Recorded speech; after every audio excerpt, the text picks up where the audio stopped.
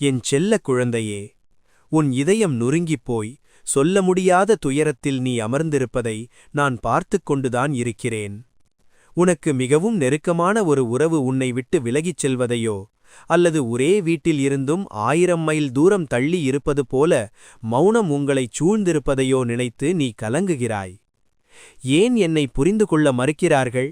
என் அன்பிற்கு இதுதான் பரிசா என்று உன் உள்ளம் கதறுகிறது. உறவுகளில் ஏற்படும் விழிசல் என்பது ஒரு காயம் போன்றது. அது வலிக்கத்தான் செய்யும். ஆனால் அதை ஆற்றும் மருந்து என்னிடமிருக்கிறது. நீ கலங்காதே என் செல்வமே. நீ சிந்தும் ஒவ்வொரு துளி கண்ணீரையும் என்னால் உணர முடிகிறது. ஒரு காலத்தில் சிரித்துப் பேசிய நினைவுகள் இப்போது உன்னை சித்திரவதை செய்யலாம். கணவன் மனைவிக்கு இடையே வந்த கசப்போ காதல் உறவில் ஏற்பட்ட பிரிவோ உன் தூக்கத்தை பறித்துவிட்டது.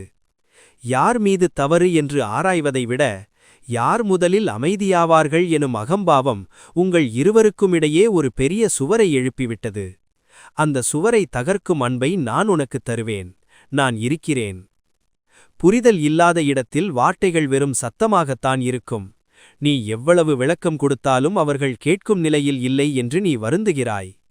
மௌனம் எப்போதும் தோல்வியல்ல. சில நேரங்களில் அது ஒரு பெரிய ஆயுதம். இப்போது நீ அமைதியாக இரு.